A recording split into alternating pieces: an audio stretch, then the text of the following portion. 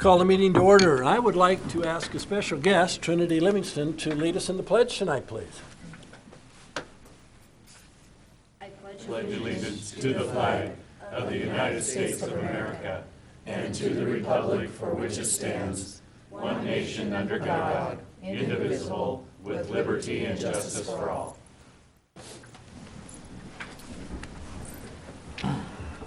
Welcome to the January 15th Post Falls City Council meeting. Shannon will note that all council members are present. We started the evening with a workshop and are now in regular session. And I'm going to step down, and this is a first to my knowledge for the city of Post Falls. So I'm going to step down and ask Trinity Livingston to come forward. You got to get right over in front of everybody.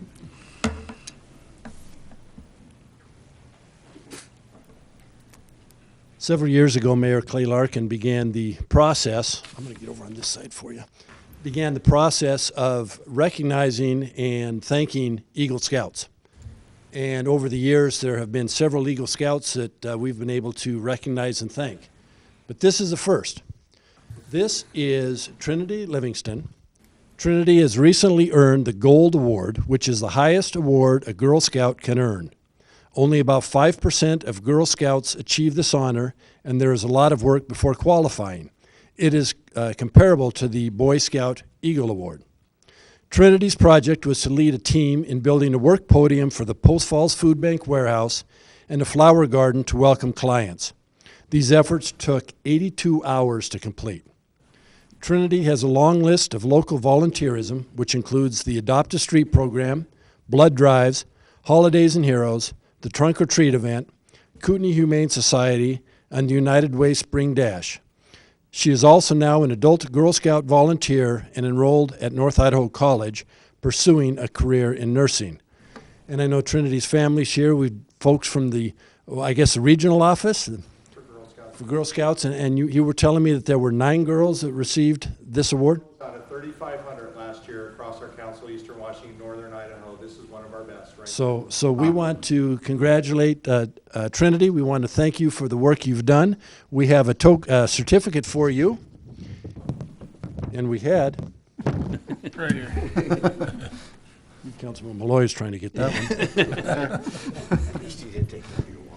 We have a certificate for you, and we have a small gift for you as well from the city of Post Falls. So thank you very much. Congratulations. And if you would, get the meeting gift picture.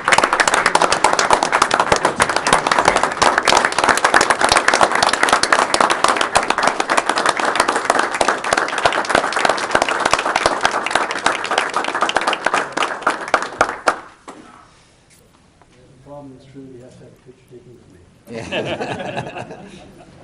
Good thing. Congratulations, Trinity. Thank you. Congratulations. Just one. Congratulations. It's a lot of hard work. Excellent work. Well done, Tiffany. Thank you so much for Trinity. Way to represent. Good job. Well, again, that is very nice. It's the first young lady we've been able to recognize like that, so it's truly an honor. We do have some announcements. For the 20th consecutive year, the city has received the Government Finance Officers Association Award, or its CAFR. The city also received awards for the PAFR, which is a condensed and user-friendly version of the CAFR, and the Budget Book. I love the acronyms. I want to congratulate our Finance Director, Jason Faulkner, and his staff for this achievement. These awards are given for meeting high reporting standards and transparency in our financial reporting. Martin Luther King Day, city business offices will be closed next Monday. Police and emergency services can be reached by calling 911. The police department will be open for walk-in emergencies. Scheduled garbage pickup is not affected and will take place as scheduled.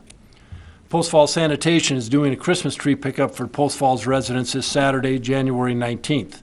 Trees must be placed at the street before 6:30 a.m. and must not exceed 4 feet in length and width. This pickup service is for trees only. Garbage will not be collected during this time. Post Falls Police Department is hosting Coffee with the Cop on Tuesday, February 5th from 9 to 10:30 a.m. at Terry Coffee and Bakery on Spokane Street. Stop by and visit with our officers and enjoy a free cup of coffee. And I want to read a memo I got from our Public Works Maintenance Manager, Paul Kinney, on snow plowing. Although this has been a surprisingly mild winter, we have had several snow events. During the last snow event, we had forecast of warmer weather after the snowfall, and the snow melted quickly. In these circumstances, the focus is on our priority routes, which have the highest average daily trips and greatest impact. There will always be some level of snow floor on residential streets because residential streets are plowed after priority routes and traffic will have already driven on the snow. This year, snowplow teams are working night and day shifts, allowing us to take a more proactive approach to snow event conditions. This is a cost savings and allows around-the-clock service when necessary. The city has also acquired 4 new loaders with snow gates. While this will reduce the effect of snow berms on our citizens, the snow gates will extend plow time across the city. The city has started a new walkable winter program for the 2018-2019 winter season. This program will continue to expand, making sidewalks more accessible for our community. To date, the street team has spent over 500 hours plowing, de-icing, and cleaning up from snow events, and applied over 43 gallons of anti-ice solution on priority routes. 43,000, 43, what did I say? 43 gallons. Yeah, thank you. I skipped a couple zeros. How about, and applied over 43,000 gallons of anti-ice solution on priority routes. The street team maintains approximately 572 lane miles of streets during snow plowing operation. The city of Post Falls budgets $45,000 per year for snow and ice removal. In the event we experience higher than average snow accumulations and lower than average temperature, we exceed this amount. The funds are balanced from within the street division budget. The city is committed to providing safe and walkable community for pedestrians as well as safe roads for motorists. And I want to thank the folks that work in that area. That, you know, we receive compliments, we receive complaints every year, and that's just the nature of the beast. So to the work those folks do, we thank you. I want to mention one other thing. A week and a half ago, we had a car drive into the river and there was a fatality. And I just want you to know, I received a call from a citizen who watched it. And she called and said, "You don't need to call me back. I just want to let you know that the cooperation and the working amongst the different agencies," she says, "was as good as one could ever imagine." So she wanted to call and compliment not only our police department, but Kootenai County Fire and Rescue, and all those who were involved, the divers, trying to recover this vehicle and the passenger. So I want to pass that on. If you'll let the folks who were involved know as well, I would appreciate that.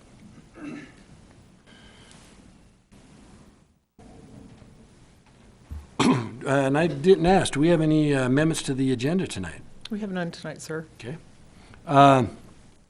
We do have a request for reappointment, my request to reappoint Ryan Davis, James Stephenson to the Planning and Zoning Commission. So moved. Second. Motion second. Further discussion. Shannon, please take the roll. Wilhelm. Aye. Borders. Aye. Anthony. Aye. Malloy. Aye. Wolf. Aye. Thorson. Aye. Motion passes. Thank you. And I'd like to thank those folks and everyone else who serves on the commissions that provide input and assistance and guidance to the city of Post Falls. Their time is very much appreciated. And we have an introduction. John.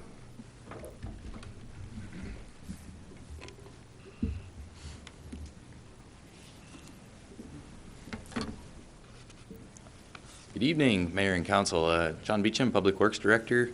I'm here to introduce Craig Bornpool, our new Utilities Manager. So this is great news from my perspective.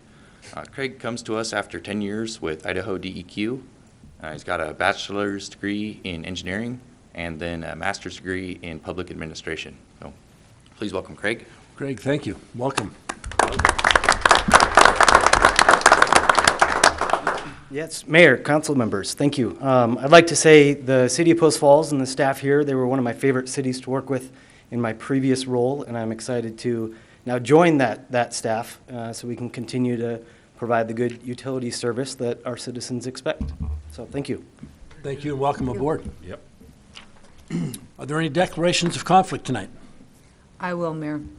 I will declare a conflict on action items under the consent calendar number E and F. And I would also like to recuse myself from the public hearing number A, Hubert and Castle annexation. And the reason I'm doing that is because a prior annexation that was contiguous with this one, a citizen came forward and let me know that Dina Hubert was actually Dina Wilhelm, and I do recognize you, Dina. Hello. I don't think I've seen you since you were about 8 years old. But since that did come forward prior, I'd like to recuse myself just because of any appearance of a conflict. So thank you, Mayor. Thank you. Anyone else? With that, Shelley, would you please present the consent calendar? Item A is minutes from December 18th, City Council meeting. Item B is payables December 11th through December 24th, 2018. Item C is payables December 25th, 2018 through January 7th, 2019. Item D is Kootenai County Comprehensive Emergency Operations Plan 2018. I hope everyone read that. It was only like 500 pages. Yeah, I was going to say, it's 400. Item E is Post Falls Landing Second Edition Construction Improvement Agreement. Item F is Post Falls Landing Second Edition Plat Application. Item G is Park and Recreation Master Plan Request for Proposals. Item H is Acceptance of Deed for Tract A, Esplanade River's Edge Condo Plat. Item I is Extension of Westlaw Thomas Reuters Legal Research Service Agreement. Item J is Glosser Annexation Agreement. Item K is Jacobs Run Subdivision Construction Improvement Agreement. And item L is Request by the Police Department to dispose of miscellaneous computers and equipment. Any questions on the consent calendar? I have one, Mr. Mayor, and it's directed at Dave in regard to action item G.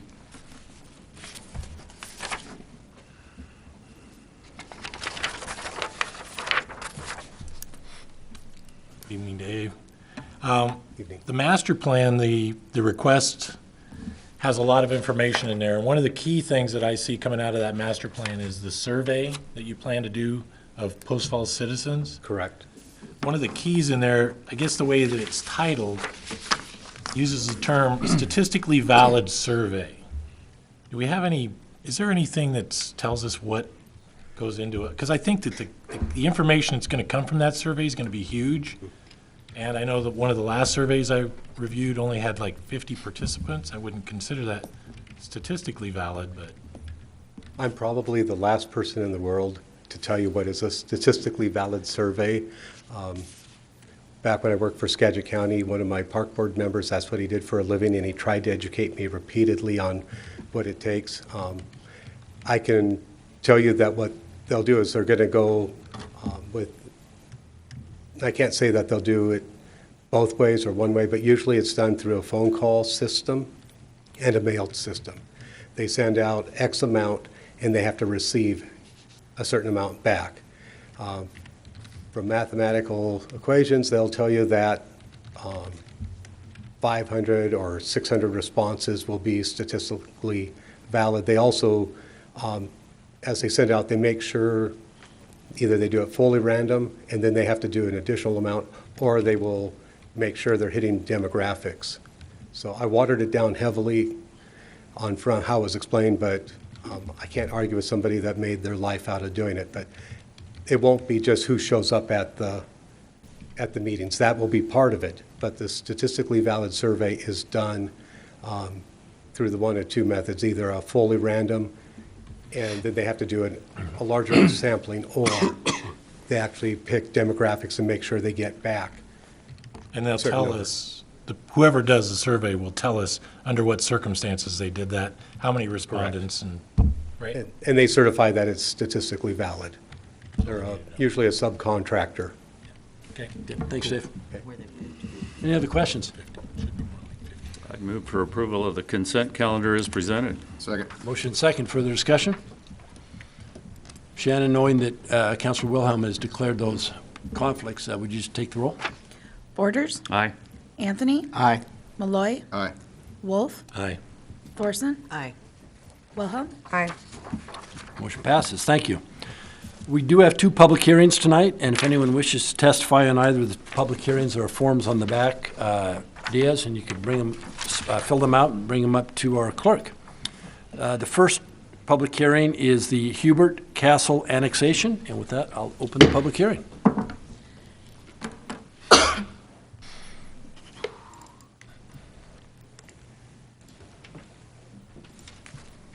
Sit down there. If you want.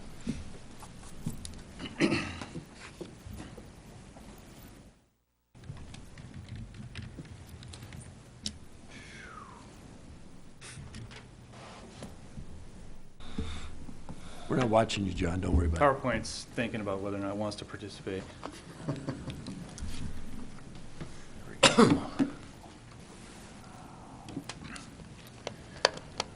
Good evening, Mayor Jacobson and members of City Council. I'm here to introduce the Hubert Castle annexation. The file number is ANNX 9, 2018. There's 2 applicants. There are 2 properties requesting to come in together. It's Deanna Hubert, Bonnie Lake, I should say, out of Washington, and Stephen Cassell from Postcell, Idaho. So you're being requested to review this annexation request and approve the approximately 9.32 acres of a proposed single-family R1 residential zoning designation. December 11th, just last month, Planning and Zoning reviewed this and did forward a recommendation of R1 to you if you so chose to annex this property.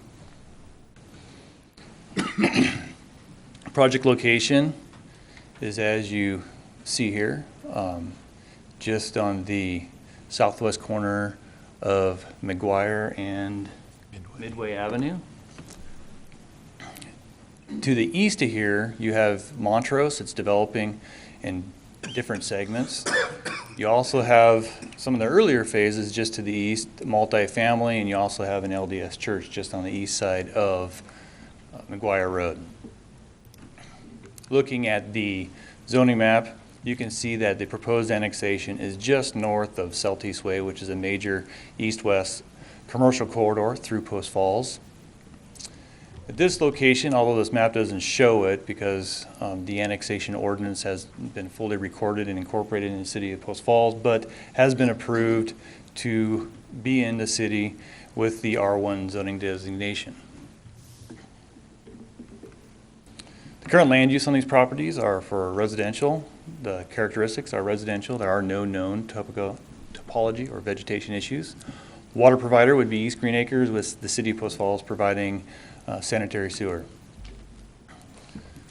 As part of the review criteria for the Planning and Zoning Commission was to look at, is the R1 reasonable? And they look at the zone change criteria within municipal code. So the first 2, is it consistent with the future land use map?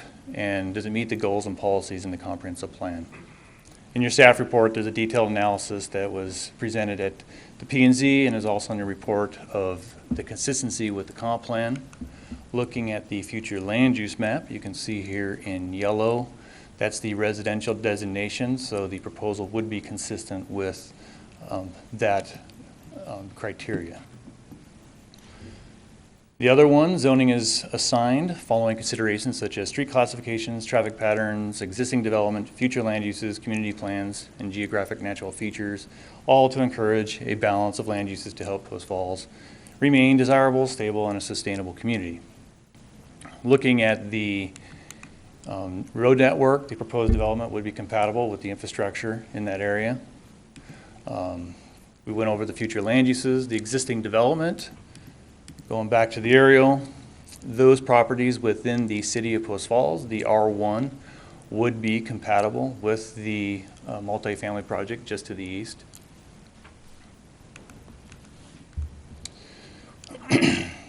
So overall, this criteria, what's being proposed, would be consistent with this criteria. The other criteria for zoning is commercial and high-density residential zoning is typically assigned along streets with higher road classifications. This criteria, if for some reason they were being asked for a higher density, that would be compatible with this criteria as well, also being that you have multifamily on the east side of this road. That being said, that's not being requested. They're requesting R1. Therefore, not necessarily, this criteria wouldn't be applicable to the request. Next one, limited or neighborhood commercial and lower density residential is typically assigned for properties as they proceed further away from higher intensity urban activity. So if you look at Celtics Way as this east-west commercial corridor, that would be where your higher intensity of uses would be. And as you migrate from there to the north, you could see a transition from some commercial, some multifamily to single family, of which this would be in that location. Industrial zoning is typically assigned for properties with sufficient access. They're not asking for that, so this one wouldn't also be applicable. So that kind of summarizes why the Planning and Zoning Commission forwarded, if you chose it, why R1 would be compatible to that area. Looking at the annexation aspect of it, also in your staff report, you see some annexation policies detailed out in Exhibit S4. I'm going to highlight the 3 most pertinent to the request. Zoning of land to be annexed must comply with the City of Post Falls Comprehensive Plan and other master plans in the facility.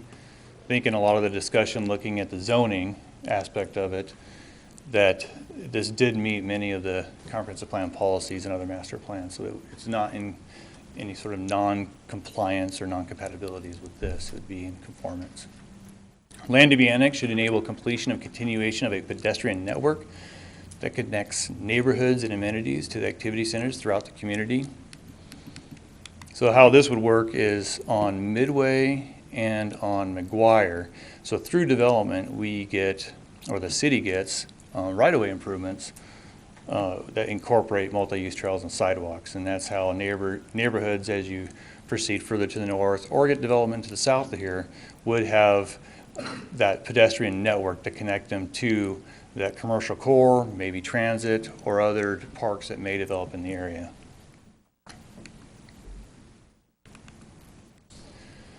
Timing and annexation should be coordinated with opportunities for orderly development of public systems, both policies addressed by the comprehensive plan and recommendations addressed by master plans for the water, sewer, and transportation parks and emergency services.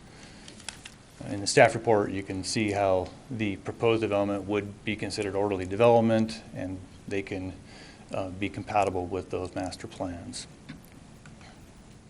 These were the agencies that were routed for comments. Of those, we received a comment from Post Falls Police. They had no objection. They remain neutral. And then Kootenai County commented, and they have no concerns with the proposed request.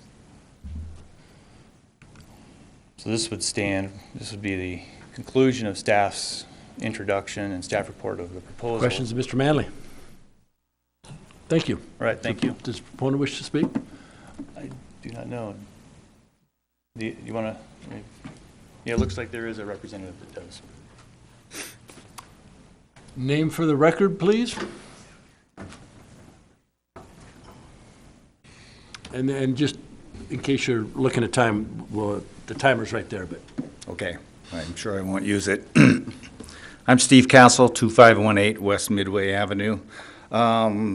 He's covered pretty much everything. I want to just go over a couple of things that I included into the packet.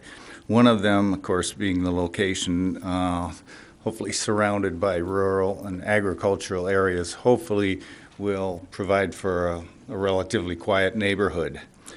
That location also allows easy access to McGuire, Celtice, Post Falls, and I-90. North to Prairie also allows for easy access to the Highway 41 corridor, where there's a lot of growth going on, as you know. I want to kind of address the current population and growth trends. I think this R1, what we're looking for is to provide single-family homes, which include some starter homes, retirement homes, as well as some mid-sized family homes. So kind of a combination of those things. So just wanted to make it very brief. Good. Any questions, Mr. Castle? I got just one. Yes. So is the property, the two parcels envisioned to be developed together at the same I'm time? sorry, I don't hear very well. Are the two parcels envisioned to be developed at the same time then? Yes. Okay. Thanks, sir. Okay. Anyone wishing to testify? We have none. I'm assuming there's no testimony. There's probably going to be no rebuttal. With that, I will close the public hearing. Council. Move to approve the Hubert Castle annexation as presented. Second. Motion and second. Further discussion. Shannon, please take the roll. Anthony? Aye. Malloy? Aye. Wolf? Aye. Thorson? Aye. Borders? Aye. Motion passes. Thank you. Next item is another public hearing, and it is the zone text amendment on driveway slopes. So I'll open that public hearing.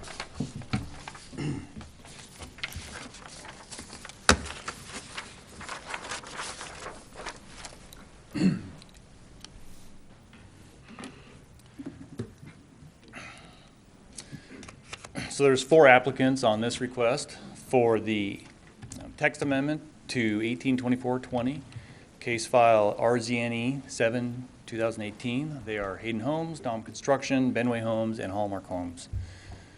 So the desire is to modify the slope requirements for driveways found within Post Falls Municipal Code, as stated section, subsection H1. So the issue at hand, and this is our existing language, and I have it highlighted here in red, is for residential, that all required residential access drives and parking areas be surfaced with concrete and asphalt, and that they have a maximum of 8% slope and measure a minimum of 14 feet in width and 20 feet in depth. So on one of the snowy days, because it did actually snow this winter, I got the opportunity to go and I looked at some of the driveways and took some pictures of what slopes look like. And so I'm going to go from 6% up to right about 20% to kind of give a visual image of what driveways could look like. So here's 8%, 12%. And as you can see, as you start getting steeper, a lot of times there's a transition point that starts to occur that ends up affecting some vehicles as the height of the vehicle may not allow them to get into garages. 13%. There's the level.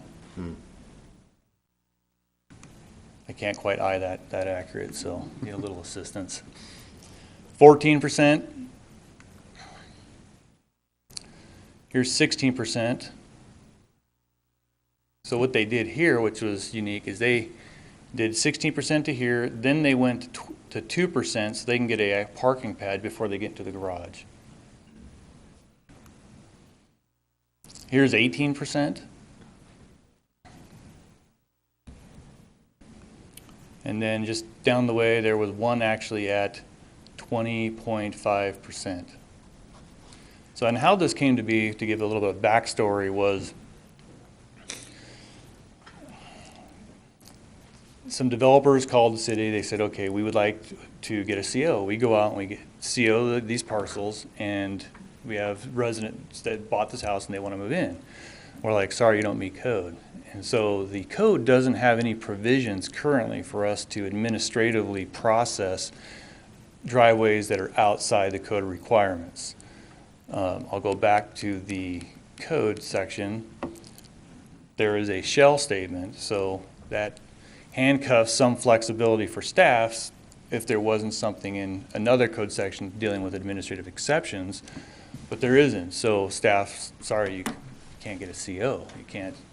So, of which obviously the builders are like, well, wait a second, this isn't working for us. So I went out on the 14% as I was starting to do this, asked this lady, she actually had a baby in a car seat, and she comes out, I'm like, how does this affect you? You being a user, you're on 14%. She stated that for the most part, 14% doesn't bother her. She can get in and out of her driveway. She can get in her garage. There's a few times in the winter when it's slippery she'd rather not deal with. What bothered her most was the fact that since her house built, her fence sunk on her other side of her house. So where we're at here is the timing of the requirement is a lot of times discovered either a foundation or a house has been completed and the zoning code's requiring them to meet this 8%. So in essence, what's being requested and what had been passed forward by P&Z was to modify the 8% to 20%. Now looking at the pictures, I think none of us would really like to be in a 20% driveway. There is a range. Most driveways, almost all of them do become under 20%.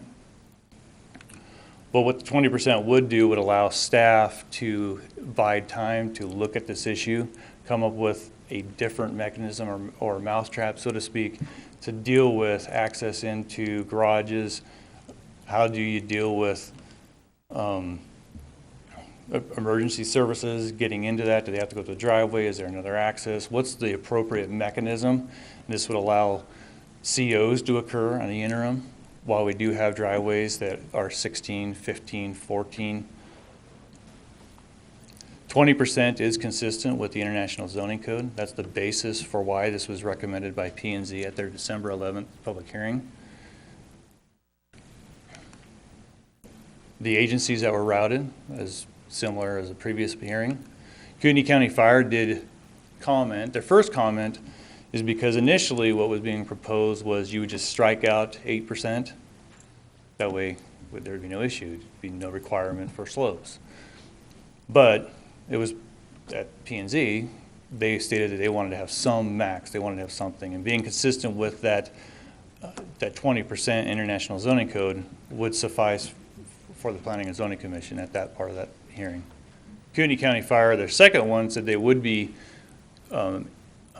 acceptable to some amendment to meet some nationally adopted standards. So that's why there was those two comments from the the fire department. And that 20% accomplishes that?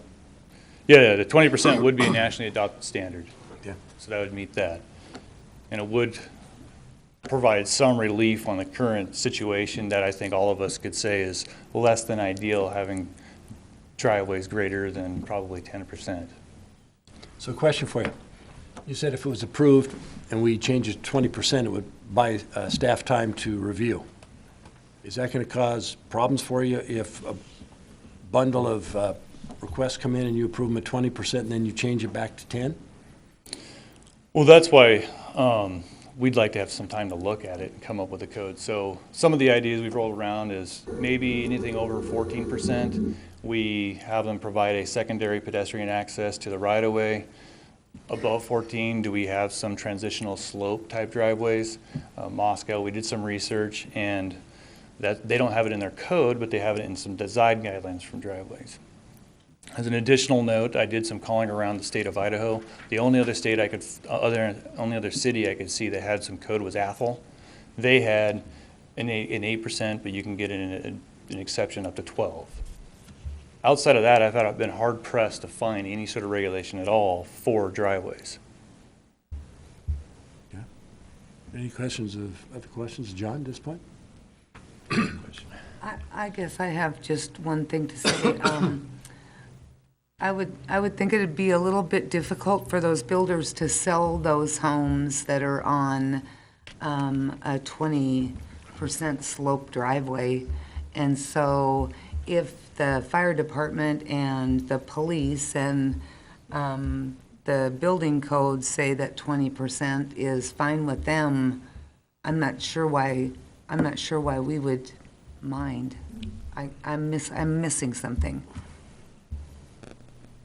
Well, that's for you guys to assess, and as a council, and that's why we're here, is to what is palatable, what's that limit, how should we approach this matter? I mean, amending code, this is how it often happens, is you have code, it works for a while, or for whatever reason it becomes an issue down the road, and you tweak it a little. And so now we're at that tweaking moment. So John, is there any history on why the 8% was put in to begin with? I believe in the early 2000s, from what it was told to me, in Woodbridge, the original Woodbridge, there was a driveway that was too steep, and I believe, and this is just rumors, I haven't done the research, this is just staff talking, that it culminated and created this 8% requirement. Now, that being said, to the degree it was enforced, potentially could have been flexed through time. And you can drive around Post Falls and look at a lot of driveways that are above 8%. And in reality, not many really are above 16. Mr. Borders. I struggle with this significantly from an emergency services standpoint. 20%, just no matter how you cut it, whether you're walking up and down that thing in the winter months or whether you're trying to get a gurney up and down that thing in the winter months, it ain't gonna happen. So there's got to be some other alternative approach to it. The other side that I see here is there's no reason, if the builders know what the design standard is, that they can't modify the design of those buildings to accommodate whatever angle of approach that we set as a council. I just don't see this as 20% in my mind is just absurd. And I don't think it serves the best interest of the people that are residents there. I mean, the fall hazard is tremendous there in the winter months. So I don't know where we go with that percentage, but I don't like the 20% at all. Yeah, we do have the fire department here to comment on that as well for that concerns. And then also we have, as part of the applicants being the builders, they'll also comment on some of your concerns too, and maybe provide some clarity on maybe how they end up where they end up. Okay, I see Bob came up. Al, you had a question first? I do. So if I understand this right, the way it reads right now is it's not more than 8%. Not supposed to build any houses with a driveway more than 8%. Correct. You just showed us pictures of, and you mentioned that there's lots of houses out there with more than 8%. Right? This is correct. So there's really no meat in this ordinance. Well, I mean, if we make it 20, what's to stop them from going 30? No one would buy the house. Well, that could be. I'll punt to Warren on this response. So there is some history here. You're absolutely correct. There are a number of homes that have been constructed over the years that are in excess of 8%. The enforcement of the 8% was hit and miss, and as I think John mentioned, I think the standard came in the early 2000s. So there is a number of homes that would have been constructed prior to that were in excess of the 8%. Probably a year and a half ago, a home buyer moving to the area bought a house, sight unseen, moved in with a really steep driveway and complained and said, wait a minute, this isn't being enforced, what's going on? Which caught my attention. And so we said, if we're going to have a code, we're going to enforce the code. And so we started informing builders that we're going to enforce it.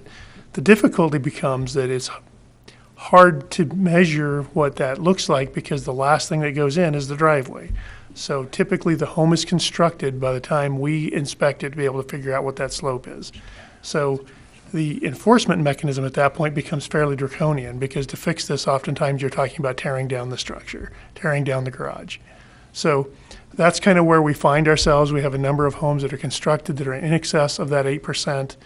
So they've requested that we amend the code to 20%, sort of get us off dead center, allow time for staff to look at better alternatives, at different alternatives, and bring back a permanent solution.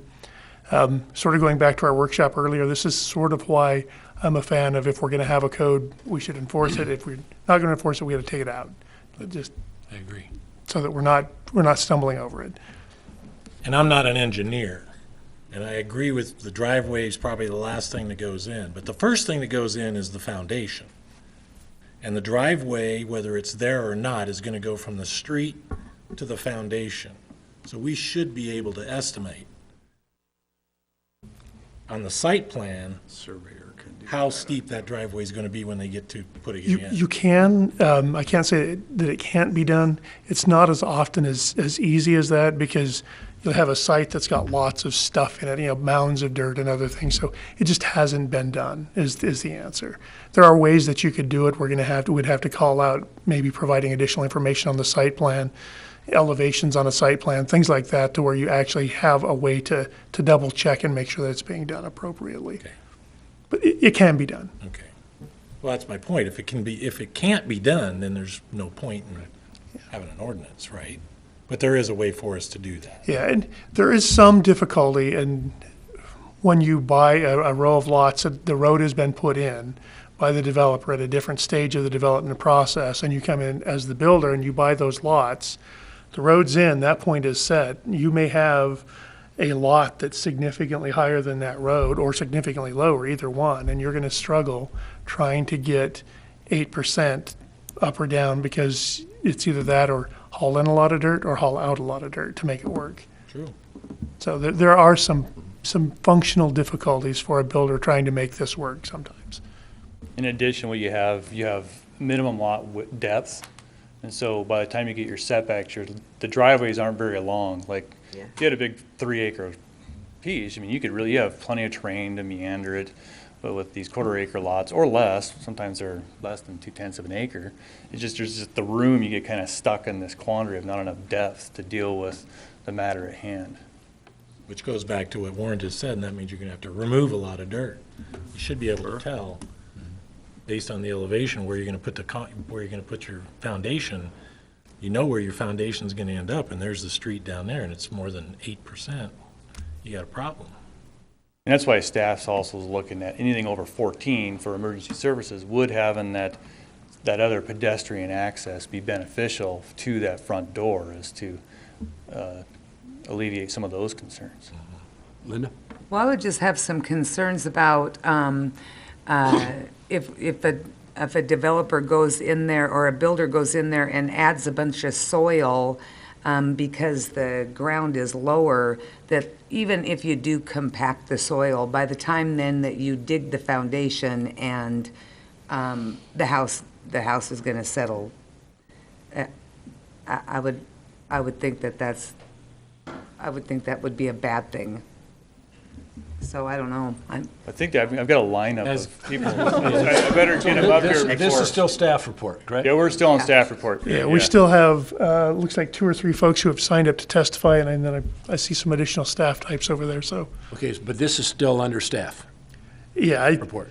this is the time to be asking questions, less so debating the merits, Right. so. Okay, yeah. So, did you have anything you wanted to add, Gerald? If I may, real quick, just so council and the mayor knows where we stand. Gerald, name for the record, Please. please. Name for the record. Gerald Archer, I'm the Fire Marshal of Kootenai County Fire and Rescue. We looked at this and we understand the city's position. We understand that we have homes that are currently outside of the 8%. I think that the easiest fix for this for all parties is to look at when we cross a certain threshold, to look at the pedestrian pathway, look at steps. We can deal with steps with the gurney. We can look at that where we're not looking at an icy slope. We're not dealing with a slope. I think that's going to be the best way to look at how to get away a mass grading or how to look at where we're at a foundation or something like that. We're going to have to look at an alternative access once we get past a certain point. So that's why we said, okay, we'll go with the national standard of the 20%. We want to work with staff on different alternatives, and we'll come back and we'll take a run at some pedestrian pathway language that answers that question. Thank you. Thank you. You bet, thank you. Bob, do you have anything to add? Bob Seal, Community Development Director, City of Post Falls. So one of the other things that we had talked about as well is that a lot of these driveways, when they've been trying to stick to the 8%, is that they will, go at 8%. They will go 8% and then flatten out 8%, flatten out 8%, flatten out, so that it becomes, even worse almost for the situation. These are also short, as you've seen in the illustrations. A lot of them are shorter driveways. I would assume. Over many years of visiting lots of different houses and stuff like that, longer driveways would, I think, create a lot. If you're going at 20% for a number of feet, so you're raising, going 30 or 40 feet, that makes it much more difficult to make it up that 20%. But one of the things that we wanted to try and do with the code was exactly what Gerald had mentioned, was include, this range that, you're okay up to, 10 or 12%, anything above, whatever that number may be, that we determine, a pedestrian pathway has to be added from, essentially the right-of-way or the sidewalk area. So. Okay. Steve? I just, on You want to do it? Well, just one question on the depth of the driveway, the 20 feet. Is that national is that a standard we've just set in Post Falls? That is a city code, the 20. That's just a city code. Some cities have 25, some have 30. It all depends on what you have in your code for a setback to your garage or whatnot. Yeah. I guess I'm a little confused in the way that you've got the proposed change is to not to include what Gerald has talked about as far as a pedestrian pathway. You guys are open as a council. If you guys want to modify what's being proposed, you guys can discuss amongst yourself and pick 14, 15%, and we can bring that back to you for approval. I guess I'm back to what Councilman Borders brought up. I mean, he's looking at it from... Excuse me real quick, Al. We should probably, should we keep that input until afterwards? Probably so. Okay. I do have a question. Okay. So on the comment that to buy some time so you can put in some language or create some language about a pedestrian access, what is your timeline for that roughly? That has not been identified. We can discuss that this evening as well. I mean, you could say 3 months, can you please bring back some language? 6 months, I mean, that's one of those things that can be established this evening too. And I assume that the houses that are currently built looking for a CO would not be subject to any sort of additional pedestrian access if we just pass the bill, pass the action tonight to just allow up to 20% for driveway slope, correct? They'd be, so if we passed it to 14% tonight, then in next month when we approve that ordinance, then that's what we'd be looking at.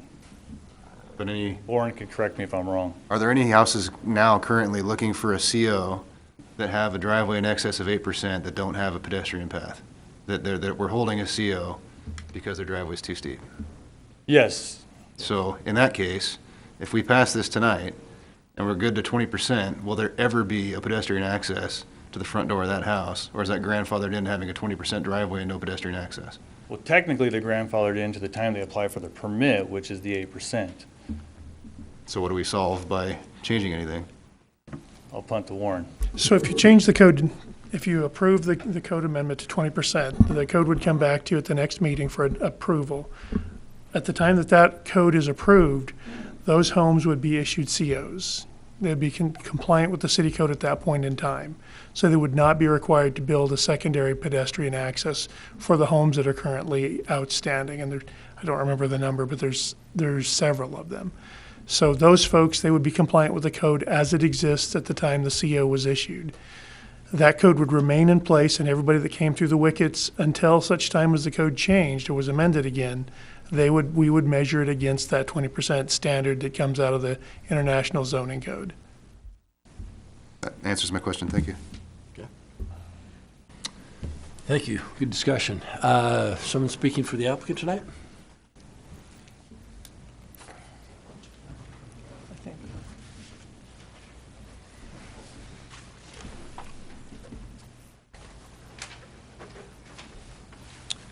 I'm Mike Moore with Hayden Homes. Mike, before you start, just so you know, the combined time is the 15 minutes. Okay. So go ahead. Just a couple things. We talked about dropping the lots down so that we can just get our 8%. The difficult part of that is when we buy lots from developers, most cases on the prairie, you're 2 to 3 feet above sidewalk. So even though it's 2 or 3 feet, it could be 3 feet, 4 feet to actual native to native where we can actually start the structure. So what would happen is if we drop one, we have to drop them all, which would be 20, 30, 40 loads of excess topsoil that we end up having to pay for to haul off. And obviously our goal is to provide affordable housing. And so when we start accruing all these costs of haul off and excavation time, it starts making us have to raise the cost of our houses.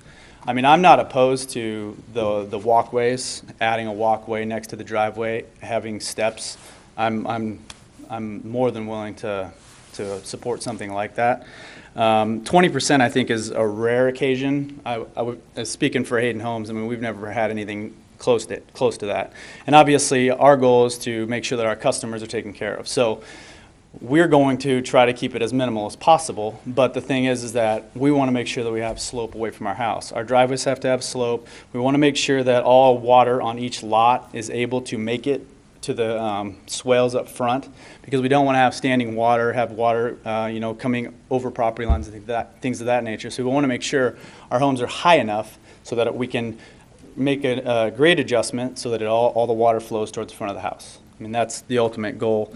And to be honest, when we buy our lots from developers, you obviously know that the market is very, productive, and lot costs are rising. So if we go in and say, hey, we want to negotiate the price down to where you guys can drop all your lots by 2 feet so we don't have to haul it all off, they're going to look at me and go, okay, well, great news, there's 4 other builders behind you that would be more than happy to buy these lots. So we're kind of between a rock and a hard place. We want to do the right thing, but we also want to continue to build affordable housing in this city. So it kind of puts us in a tough spot. And obviously, we would be more than happy to work with John and his team to come up with the best solution that it works for everybody in the city of Post Falls. And the only other thing is, the customers that we have had situations where our customers have been delayed on C of Os, and we ended up having to put them in hotels because we had a C of O held up. And so we had to work with John and his team to figure out a way we can get that done. And obviously, when we're having to stand in front of the customer and say, okay, we understand that you have a U-Haul and you have a truck full of all your belongings and you need to move into your home, here's the situation. They're not going to look at the city of Post Falls and go, hey, this is the city's fault. They're going to go, Hayden Homes or Dom Construction, this is your fault. And obviously, we want to make sure our protection's upheld and we can continue to build affordable housing and, kind of be in that middle ground for slope being reasonable. 20% is max. I mean, I'd have a hard time seeing a driveway of that slope, so. I'm good with what you said. Okay. Any questions? So say if we amended that to put the slope at 14%, you would be more comfortable with that, or? I think 15 would be a little bit better, and then maybe if it's 15 or we could talk about having that sidewalk from, maybe from the city sidewalk up to the front porch. We could talk about maybe doing a walkway up with steps. I mean, I'm not opposed to that. I think it's rare that I think we're too far over 15. What are your thoughts?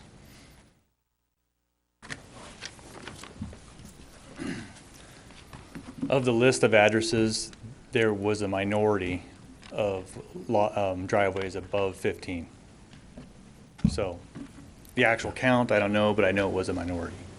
Yeah, and like he said, in regards to, if you looked at some of those pictures, how we look at it in regards to the customer, right? I mean, that's our bread and butter, is selling houses. So when we have a driveway with, let's just say, a lot of ours are porch load houses, so you've got a 6-foot porch, and you want to make sure that you've got your driveway up and then you give them a walking path from their driveway onto their porch.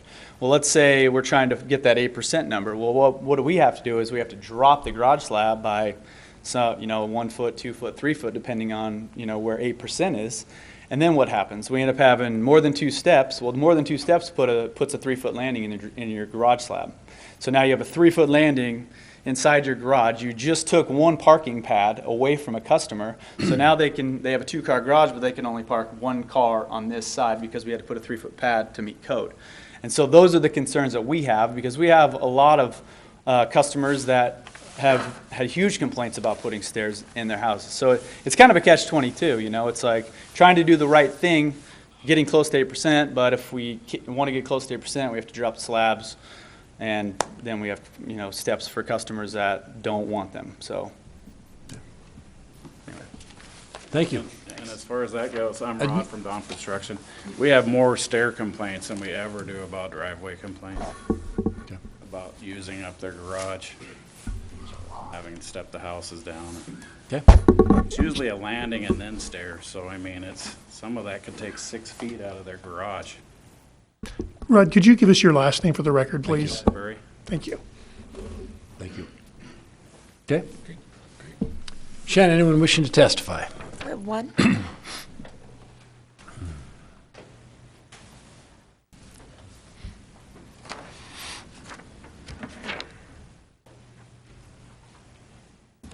Wishing to speak in neutral, Mr. Flowers.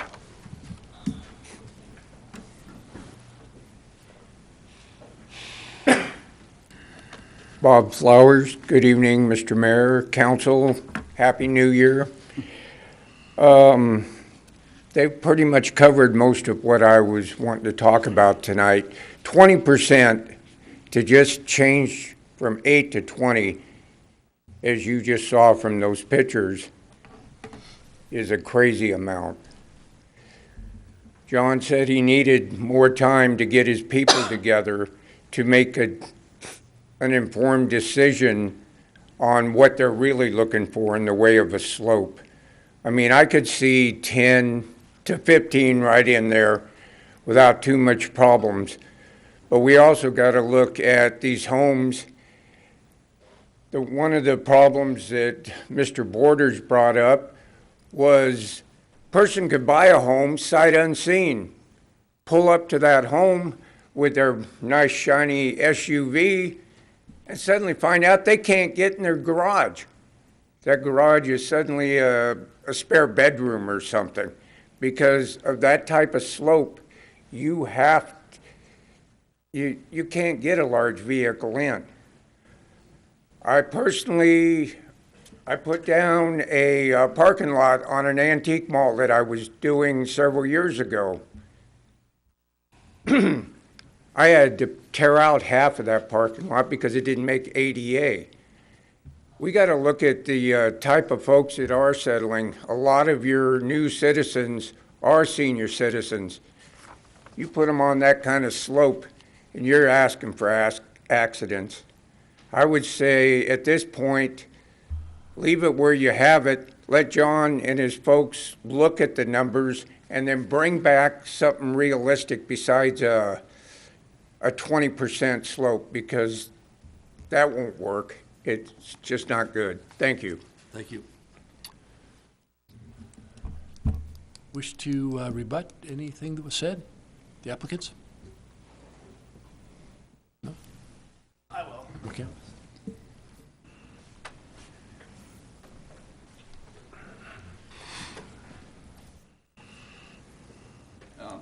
Just real fast, I don't disagree that 20% is excessive, but I think 15% would be a number that I think we could all get behind. And I think that adding in the walkway at 15% is a reasonable solution to this. So like his argument is 20% is, and you have senior citizens. So which is, you kind of have to pick your poison here. Is it 20% to get into the garage slab or to get into your garage, or is it I get to navigate 6 to 8 steps into my home? So, I mean, one way or another, they're going to have some challenges. So, okay. Thank you very much. With that, I'll close the public hearing. Council, up for your deliberation. Well, I think 8% is too small. Just by the pictures alone, you can see that 12, 14% is still doable. I happen to agree with Councilor Borders in that maybe the thing that we want to look at here is public safety. If somebody wants to buy a house on a hill with a steep driveway, I guess that's their business. But from a public safety standpoint, we should be able to get in and out of that house safely. If the driveway is too steep, so now I defer back to Mr. Archer in regards to, he's the authority and the expert on public safety as far as getting in and out of the property. I would like to send staff back to redo this, to talk to public safety people and find out at what point should we require that pathway. Could be 15%, maybe it's 12, I don't know. But at the other end, I think if the, whoever it is, international zoning codes say 20%, I think that's where we stop at the upper end. And then just put a caveat in there at what degree do we add the safe entry. That's my thoughts. Linda. Well, it sounds to me like there are people with houses that are built that have this issue right now that cannot get a CO and close and move into their house. That's what it sounds like to me. Is that what is happening, John? I don't know the degree of that, but I have been informed that currently we have individuals who can't move in their house and they're not going to attain their COs. We have a temporary list that because that's in part of this process that we're being flexible with, but this is all in limbo, and we're waiting on this decision we're not going to issue any more COs. That's the current stance. I consider that very unfortunate, but whoever built that house should know what the ordinances are before they built the house and sell the house. That's kind of my feeling on it is, it's not the law was a mystery and kept under lock and key. The building codes are available for anybody to see. Kind of think of this if, Chief Knight pulls me over with a trunk full of cocaine and I say, hey, I didn't know it was illegal. Can you help me change the law down in Boise? That's probably not going to fly. The ignorance of the law is no excuse. So that bothers me. It's, we're here to try to make life easy for businesses and make life pleasant for citizens, but it's not our job to help anybody make money. So if somebody made a mistake because they didn't check the codes and make sure it was up to code before they applied for a CO, that's not my problem to fix. I don't think that's the city's problem to fix. That said, it could be, something above 8% is probably reasonable. I don't like the pretext of which is this brought, and I don't like the stopgap measure of, well, let's just change it to something so that somebody can make their money and then deal with it later. I'd be willing to consider a steeper slope, from the photos and experience. My driveway's probably right around 8%. Dang thing gets slick. I've almost bit it a few times on the way out to get the mail. 20%, might as well strap on some snow skis and go on some days. So that concerns me for the safety of the people. And there's been an instance where there was some freezing rain. I backed out of my garage in the morning, didn't know the driveway was slick, and I slid right out into the road. I try to imagine what a 20% slope would be like. A coworker in Coeur d'Alene has a pretty steep driveway. Truck was parked out in the driveway. Freezing rain started hitting. Nobody was even in the car. It slid out in the road. So there's some of those concerns too. I understand that 20% is a international standard, but there's a lot of places internationally that it doesn't snow. So 20% is pretty applicable in Arizona and maybe not so much in North Idaho. So I'm not a fan of this proposal as presented. I think there's probably some compromise in there. That's me. Yeah. Steve? Question for Warren. We have approved or given COs to some houses that have greater than 8% driveways. If we set it a precedent there, that where you have approved it and then we go back and now we don't issue them? I can't give you the whole history. Some of this dates back to the early 2000s, as I said, before, frankly, all of your planning staff and your legal staff was here. So for a number of years, this requirement was not enforced.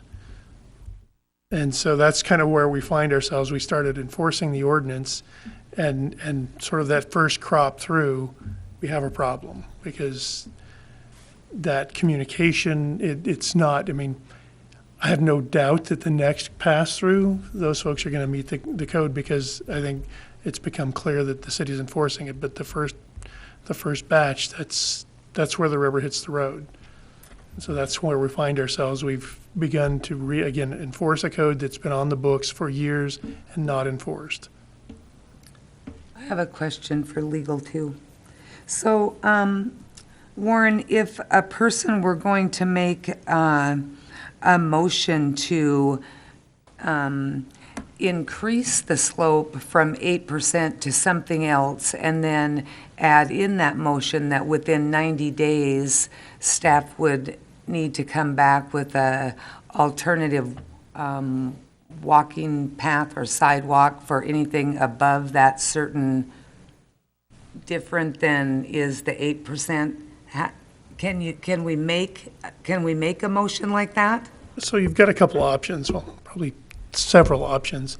One option is you can deny the request and we go back to status quo, which is enforcing the 8% and requiring people meet that standard. Another standard would be to adopt it as presented, which would give you 20% based on, again, the International Zoning Code. You can change that 20%. This is a legislative hearing. You have the authority to change what you think that number is. If you thought 15% was more appropriate, you can change it to 15%. If you wanted to change it to 15% so long you're above 15% but up to 20%, you have to then provide a secondary access. I think you can make that change. If you wanted to make it less onerous, if you wanted to go, say, to 25%, I would have concerns because that would be beyond what we advertise and let people know. But as long as you're staying below that threshold at sort of the most impact that we've advertised, I think you can do that. You can also adopt it and then ask staff or direct staff to be back in front of you as quickly as we can even with a time frame for a more permanent solution. Any of those, I think, are within your court tonight. The staff, we had a discussion before we brought this tonight, after the Planning Commission, whether we proceeded tonight, or whether we tried to make the changes. We didn't have time without having to re-notify for the new hearing in order to make the change for tonight. And so we thought the better course of action, given that there are some folks that are looking to move in, was to come forward tonight, have the discussion, and see where we landed, rather than just pulling the plug on the hearing and not moving forward, knowing that we have some folks that are being inconvenienced. So, Gary? So that's my clarification. So if we recommended this amendment as is, would this allow anyone that is waiting for a certificate of occupancy to move into their home? So once the code is final, yes, they would, if they're below that 20% threshold, they would be in compliance and they'd be issued a CO. And then we can do within 60 days, whatever, to come back to the council? Yeah, that's up to your pleasure. The only problem with that, I know where you're going because I was going down that same road, but we're always going to have that group of people that are going along. We change it to 20 with the idea that down the road, as I proposed, we put in the walkway.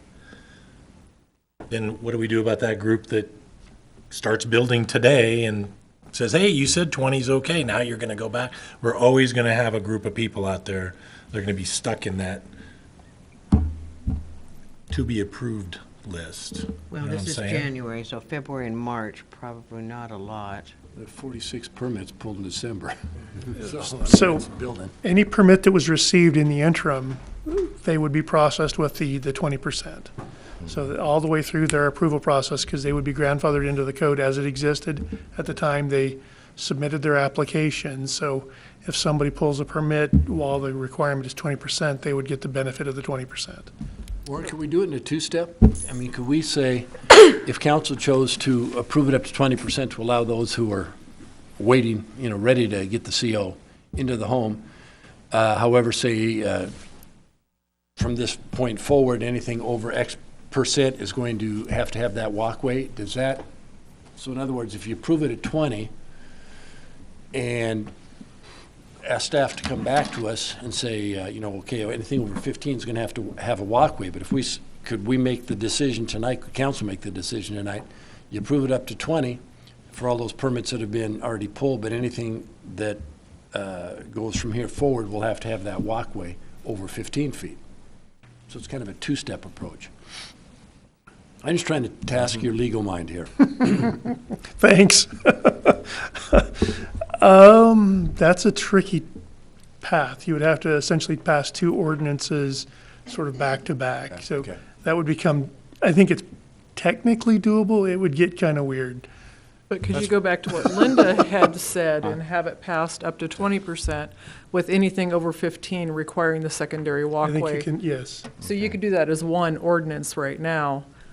And that you'd end up with maybe the one or two homes having to add an additional secondary walkway to get their CO. Yeah, you could potentially have I like that one. the minority that's over in that range having to build a secondary access. Steve? See, my biggest concern, if we don't do something tonight, I think there's a lot of houses out there that are over 8%.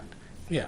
I think there's a lot of them out there that are probably 10%, 12%. So if we're enforcing it, we have to force those 10% and 12% homes now too. So I think you're going to see a lot of people that we're not going to be able to issue occupancy permits to. Because just driving around my neighborhood, I think most out of 16 homes, I'd say probably 14 of them are over 8%. Well, the only person I was hoping to hear from, more information, is here. Mr. Archer, do you have an opinion on this? Can you give us a number? Are you comfortable with that?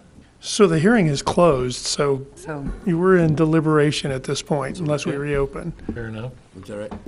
I would like to try to make a motion.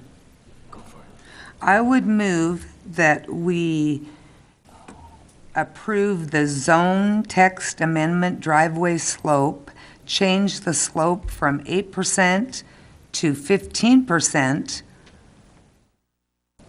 but given, how do I put this? With an exception that driveways with up to a 20% slope have a secondary access. So you're just you're changing it to 20, but anything over 15 has to have access. Yes, that would be, Just coming up with that arbitrary number of 15. I am, based on the pictures that we saw. Okay. I don't know that I'd have a problem with that, because we can always come back if we hear differently down the road that 15's still too steep. I guess I'll we can second the adjust it motion so we instead. can discuss Say, it. is that a motion? Motion is second. I'll read up. Yeah. So, yeah, just to finish my thought, we can always adjust the 15, but I like the idea of having something going out the door tonight. It gets those that are pending CO the opportunity to be approved, and we can move forward. And I agree. If we don't do something tonight, I think we put our staff in probably a no-win position on this. You know, they're trying to do what they can to enforce our ordinance, but I think because it hadn't been enforced, that we're at a spot where we have to compromise a little bit tonight just to take a little bit of heat off of staff, get the builders, let the people that already bought their homes move into their homes, and then we work on a final solution for this. But I believe we need to take action tonight on this and do something. Joe? Mr. Wilson, is it prudent to pass something like this without any actual description or requirements for what that walkway, secondary walkway needs to be? So I think we can probably provide that. There's some language in the building code that talks about accessibility and what those need to be. So I think we can put that in the ordinance. It would come back to us. Yeah, so from here, based on whatever direction your motion goes, there's a reason you don't have a final ordinance in front of you tonight. We'll take your deliberation, your direction, craft an ordinance based on what you've put together, bring it back to you for adoption. Does that answer your question, Joe? Yeah. Okay. Doesn't help my decision, but. Any further discussion? We have motion and second. Motion is to, you said it one way and I'll set it another, so it would be up to 20 feet Up to with. 15. No, Up to 20 feet with anything 20%. over 50, I'm sorry, 20% with anything over 15% having a secondary walkway. Yes. Is that right? Okay, roll call, please. Malloy, Nay. Wolf, Aye. Thorson, Aye. Wilhelm, Aye. Borders, Aye. Anthony. Aye. Motion passes, thank you. Staff, thank you for your work on that, and hopefully this will help move things forward and accomplish what you need to accomplish.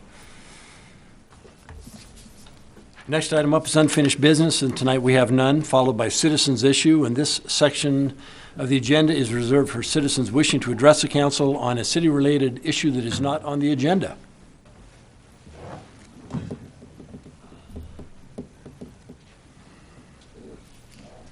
Good evening, Mayor, Council. Mark Brennell, Patrol Lieutenant for PD here. Just wanted to give you an update on the complaint that we had on the December 4th meeting, referenced the crosswalk at Horsehaven and Greens Ferry. I have met with Streets, Engineering, and School District, and along with the Olberding family, referenced this complaint. And I kind of looked at some research in the area using our jammer equipment, along with a video survey by engineering department. Based on that meeting, we did some immediate changes to the area to include adding a bottom sign to the south school zone to show where that south school zone starts. Changing the flash pattern from a beacon pattern, just a on-off pattern, to more of a flashing, rapid flashing beacon. Suggested to the school district to include cones for their crossing guards to better mark that crosswalk there, And we have increased enforcement in that area from the PD. One other thing that streets will be changing when the weather warms up is to change the markings on that crosswalk to a more high visibility marking. And then I encouraged everyone within the community partners to stay in contact with them and make sure those changes had the needed effect. Good. Thank you for the follow-up. Appreciate it. Bob.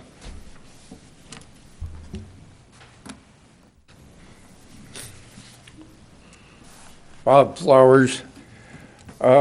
You brought up the snow plowing tonight, Mr. Mayor, and I want to say I really appreciate those guys. They have been doing a great job in that.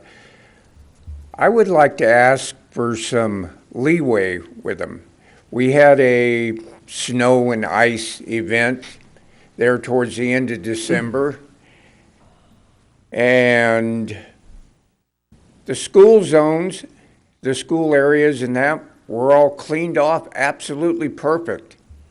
I mean, they looked really nice.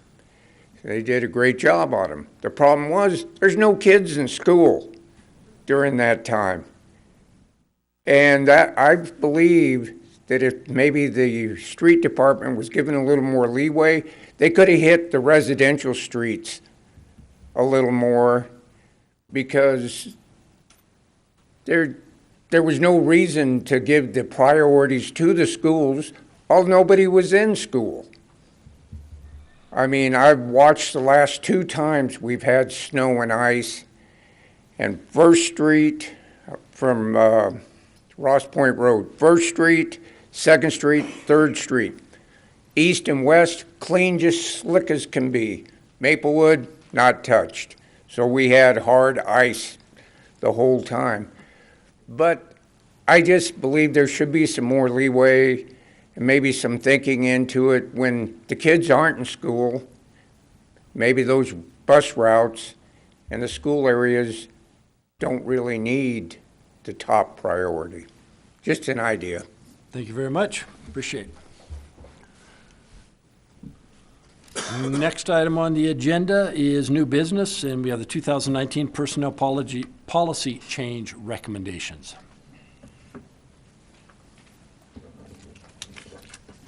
Good evening, Mayor and Council. Teresa Benner, HR Director. Department heads have been working on a few policies in our personnel policy for 2019. And I lined out both the drafts and the reviews for your viewing pleasure. Section 410, we took into account salary practices. Most of this is just housekeeping, as well as Section 602, which involves disciplinary action appeals processes. We did introduce a new social media policy that we haven't had before. We thought it was about time that we probably address some of the social media issues that come up when employees use social media, or when we have websites that our employees might have some responsibility of overseeing. Probably the big issue in changes that we made were in Section 801 and through Section 803, involving a lot of our time off policies. It includes our paid time off, which clarified a lot of our exempt employees' time off and when a request is required. Changes in the order of time off when employees are requesting a family medical leave. And then also allowing a voluntary election of some of the paid time off to go into their catastrophic accounts. And then as well, we are talking about a limited buy-down of paid time off. So you did have this in your packet, and I am standing for any questions you might have. It was a lengthy presentation in the packet, but Al. Go ahead, Steve. I just had one question, Teresa, and it was on the social media. Mm-hmm. It has employees should limit personal social media during working hours. Yes. So we mean that they can do it during break time and lunch hour, or? There are individuals that will be on social media during breaks and lunch hours, yes. Okay, Steve? Yeah. Al? Does this need to be decided tonight, Teresa? No, this is just for new business, and if you had any suggestions or changes, we could take a look at that and then bring it back. Hopefully, we were hoping to adopt it at the next council meeting, but we can certainly wait. Oh, no. It will come back as a resolution once you make any determinations or changes. I just have to admit, I did not get a chance to really go through this, and I didn't realize there was as many changes in, in the policy itself. I'd like to review it a little bit more. We're going to look at it. You can provide them input over the next few weeks. Absolutely. Okay. That'd be great. Good work. Thank you very much. Thank you. I think you guys are way too easy on her. Yeah. It must be the brace. It was the brace. Wait yes. till There's a lot of Wait till the changes next that- meeting. Sympathy. Mind-boggling for those of us that haven't been through the policy.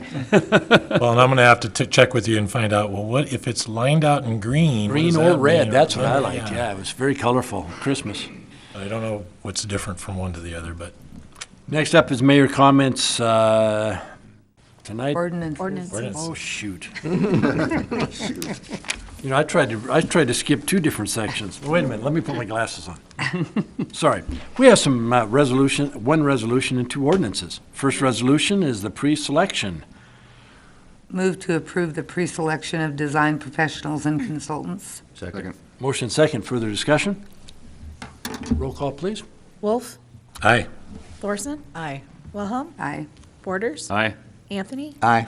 Malloy. Aye. Motion passes, thank you. Next up is the flagpole ordinance.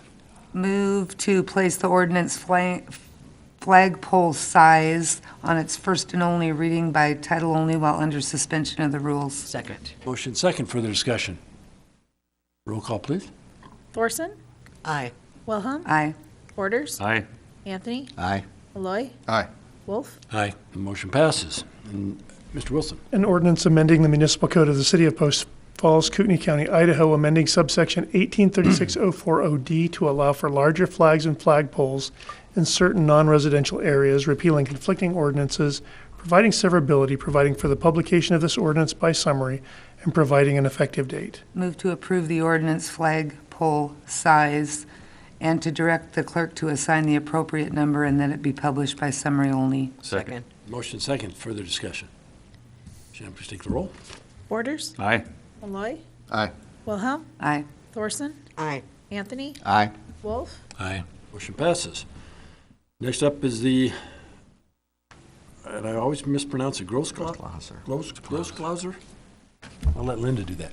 Move to place the ordinance Grossglauser annexation file number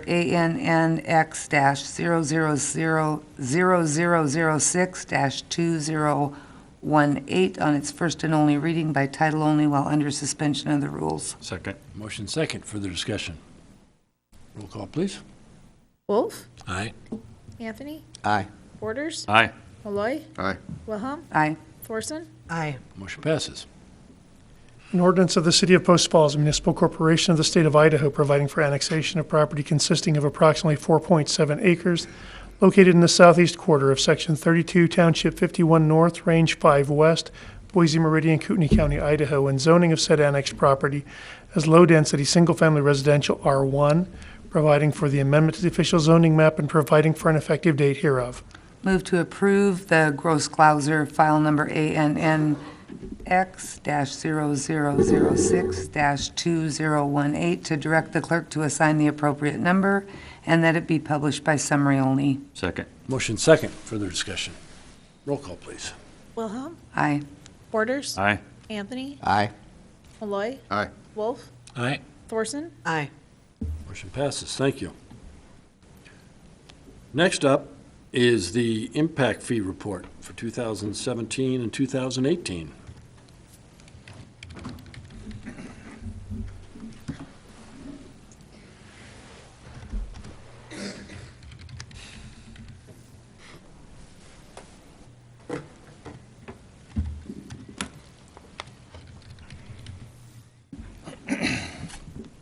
So the development impact fee report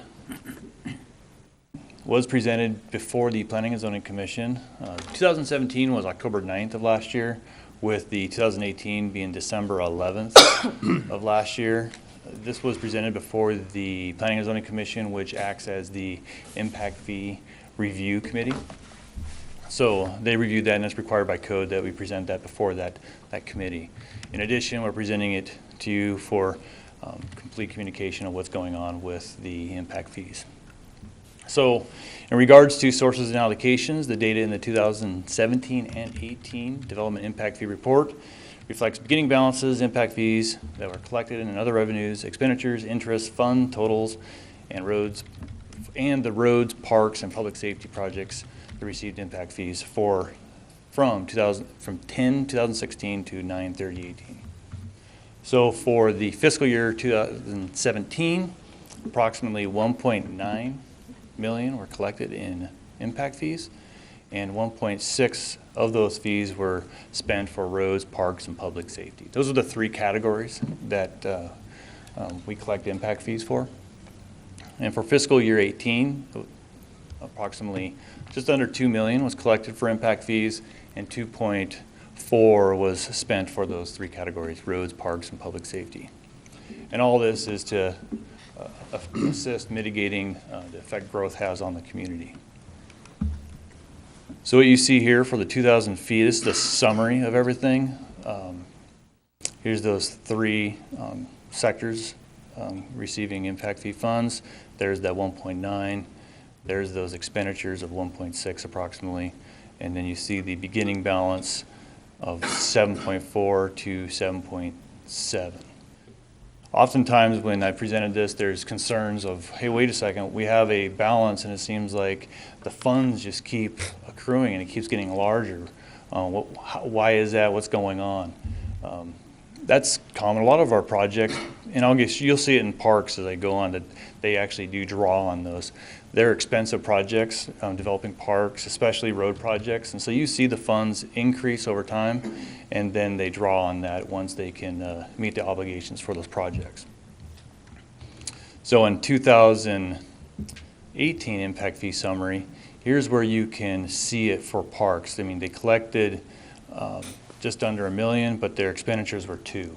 So, and you'll probably see that again in this next year. They'll be drawing on it as they build their regional parks and other parks in the community. So you see there that the totals was just under 2, and with those expenditures being greater than what was collected. Here's where we break down each year based off it's each category. For public safety, you see 2017, the beginning balance, what the expenditures were, and what they currently had for a total in 2017. In 18 for public safety, the beginning balance, expenditures, and the totals. For 2017 parks, once again, very similar numbers that was going over in the summary, the beginning balance, and where they're currently sitting at with their expenditures. Here's 2018, beginning balance, what they currently have, and what their expenditures were for 18. Regarding the roads, for 2017, beginning balance, expenditures, and then after the collections, what remained. And then in 2018, the beginning balance, you see currently at $4 million at the end of 2018. There's also, within each slide, specific projects to detail what those expenditures were. So do you have any questions regarding the impact fee report, memo, expenditures? One question. How come we got 2 years? We always do it, we just do it? We typically do 1 year, but because of the timing, we thought it was easier instead of doing 2017 and then coming back next month or 2 months. The code is just required that you do it within a period. We meet both obligations, so we decided to just hit you one time and cover everything. Very good. Okay. I want to thank John. He pinch hitted. He was not supposed to present tonight, but was forced to because of illness. So, unfortunately, Jamie got ill, so she was looking forward actually to presenting. So we were looking forward to having her present. I believe it. I believe it. I try not to look down. But. Thank you, John. Appreciate it.